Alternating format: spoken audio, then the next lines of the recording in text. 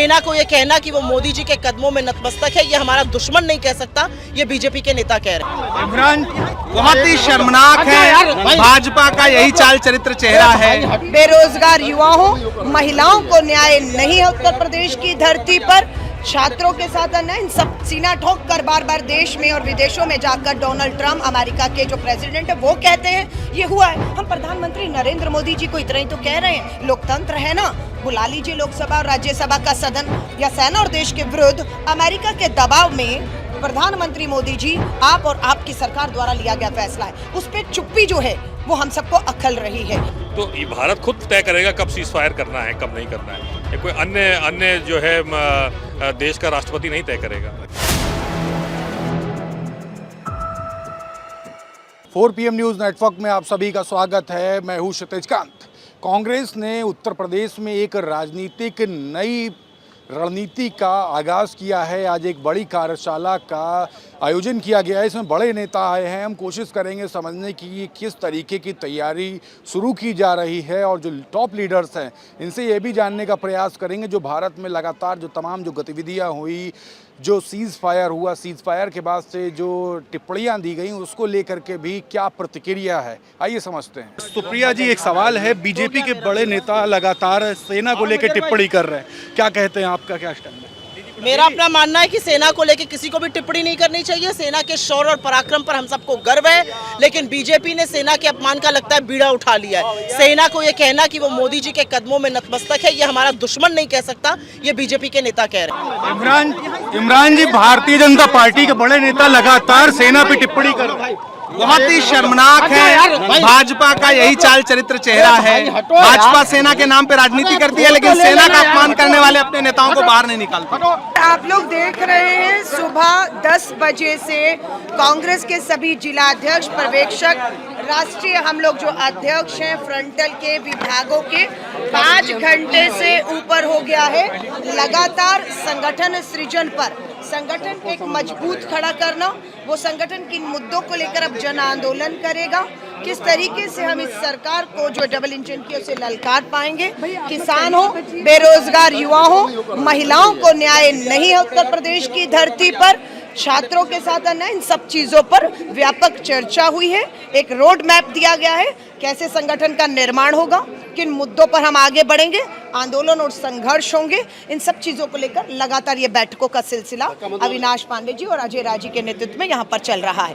और मुझे खुशी है कि हर कोई बहुत गंभीरता से अपनी बात को लोकतांत्रिक तरीकों से पार्टी संगठन के बीच में रख रहा है। मध्य प्रदेश में सेना का अपमान हो रहा है, देखिए, उस पर मैंने भी अपने भाषण में बात की है कि जब हमारी सेना की एक बहादुर अफसर कर्नल सोफिया कुरैशी पर मध्य प्रदेश के मंत्री विजय शाह ने इतनी निम्न स्तर की टिप्पणी की, प्रधानमंत्री मोदी जी से जो है नड्डा जी से उम्मीद की जा रही थी कि उन्हें पार्टी से तुरंत निष्कासित किया जाए, उनको मंत्री पद से हटाया जाए, कहते हैं माफी मांग ली। हम धन्यवाद करते हैं मध्य प्रदेश हाई कोर्ट के न्यायपालिका का, उन्होंने तुरंत स्वयं संज्ञान लेते हुए बीजेपी के इस मंत्री जो है विजय शाह के खिलाफ FIR करने की जो है आदेश दिए। उसके बाद ये सुप्रीम कोर्ट भी जाते हैं, हाँ, ये FIR रद्द कराने। हम सुप्रीम कोर्ट का भी धन्यवाद करते हैं कि सुप्रीम कोर्ट ने भी फटकार लगाते हुए याचिका जो है वो वापस की और बोला हाई कोर्ट ने सही कार्रवाई किया। अब उम्मीद करते हैं कि पुलिस तुरंत कार्रवाई करे, गिरफ्तार करे और जो कानून की धाराएं हैं उसके मुताबिक। लेकिन दुख की बात है कि प्रधानमंत्री नरेंद्र मोदी जी पर लगातार सोशल मीडिया देश सब दबाव बना रहा है कि ये खाली बेटी नहीं, सेना की वर्दी में एक बेटी को आतंकियों की बहन कहा गया है, ये अपमान सहा नहीं जाएगा। लेकिन अभी तक वो भाजपा के सम्मानित सदस्य और मंत्री पद पर बने हुए हैं, ये हम जवाब भाजपा से चाहते हैं, आखिर कब तक। रामगोपाल यादव और विंग कमांडर मोनिका सिंह पर भी आवाज टिप्पणी करेंगे। आपने वो टिप्पणी सुनी है, मैं ये कह रही हूँ, हर जाति और धर्म गर्व महसूस कर रहा है कि वो हमारे जाति, हमारे धर्म की बेटी है, और वो बता रहे हैं कि विंग कमांडर मोनिका सिंह हमारे समाज से आती है, गर्व महसूस कर रहा है वो समाज, बता रहे नहीं वो हमारे समाज से। कर्नल जो है साफिया कुरैशी गर्व कर रहा है उनका सब, और हम सब, ऐसा नहीं कि वही धर्म और वही समाज गर्व कर रहा है, ये दोनों बेटियां जाति और धर्मों से उठ करके भारत की बेटी है, सेना है, और सेना का जो शौर्य पराक्रम जो दिखाया है उसके लिए सलाम है। सेना को में लगातार अमेरिका राष्ट्रपति ट्रंप बयान दे रहे हैं, कैसे देखते हैं इन बयानों को?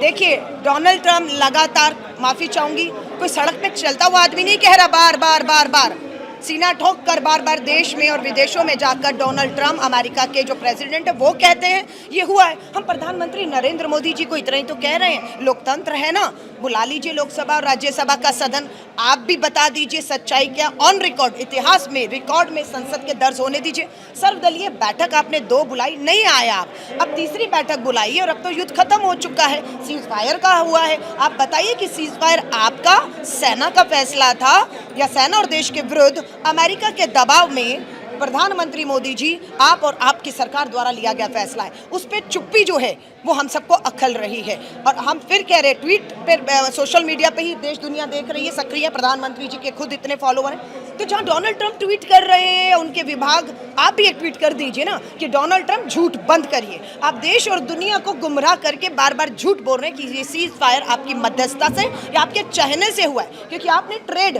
व्यापार का हमें जो है डर दिखाया। कोई ट्रेड, कोई व्यापार का डर नहीं था, कोई डील नहीं थी, कोई डीलर नहीं था, मैं लीडर हूं और मैंने नकार दूं। लेकिन दुख की है कि प्रधानमंत्री मोदी जी इस पे खामोशी बनाए हुए हैं, जिससे शक पैदा हो। हमारे देश के शौर्य, जो हमारे जवान हैं, वीर जवान हैं, जिन्होंने पूरे विश्व में भारत का डंका बजाया है, इस समय पाकिस्तान के छक्के छुड़ाए हैं, उसके ऊपर ऐसी ऐसी टिप्पणियां करना जात को लेकर, धर्म को लेकर के बहुत दुर्भाग्यपूर्ण है हमारे देश के लिए कि ऐसी सरकार आज सत्ता में बैठी। पूरा विपक्ष लगातार समर्थन कर रहा था मौजूदा सरकार का, उसके बाद भी सीज फायर हुआ, कैसे देखते हैं ये जो सारी जो घटनाएं हुई हैं? पूरा समर्थन था, सारे विपक्षी दलों का समर्थन था, सीधे सीधे सरकार को और सेना को।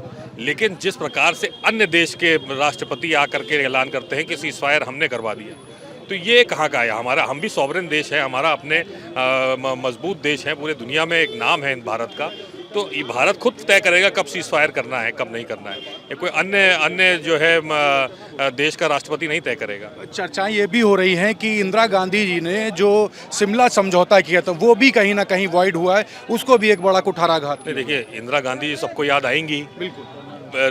जो राष्ट्रपति उस समय अमेरिका के थे वो भी दबाव बनाए थे, सेना उन्होंने भेज दी थी अपनी, जो है पनडुब्बी और नावें लॉन्च कर दी थी भारत की तरफ, लेकिन वो रुके नहीं, झुके नहीं इंदिरा गांधी जी, और उन्होंने पाकिस्तान को करारा जवाब दिया 2 टुकड़े करके। तो कहीं ना कहीं आज जब फिर से हस्तक्षेप कर रहा है जो है अमेरिका, तो कहीं ना कहीं इंदिरा गांधी जी की याद तो आएगी।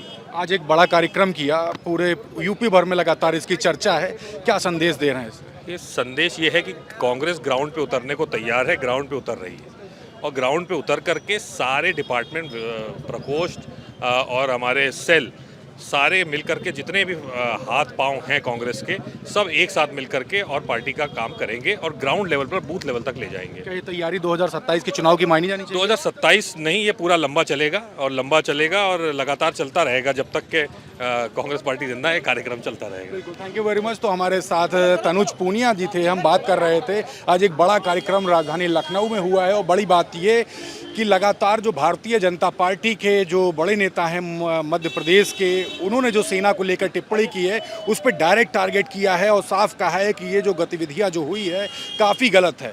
और दूसरी चीज़, आज की डेट में जो शिमला समझौता जो हुआ था, जो इंदिरा गांधी ने जो किया था, उसको भी याद किया और साथ ही साथ लगातार जो गतिविधियां हुई सीज फायर को लेकर के भी सवाल खड़े किए। जुड़े रहिएगा 4 PM न्यूज़ नेटवर्क के साथ तमाम अपडेट्स के लिए। मैं हूं क्षितिज कांत, कैमरा पर्सन शुभम के साथ 4 PM न्यूज़ नेटवर्क के लिए। धन्यवाद।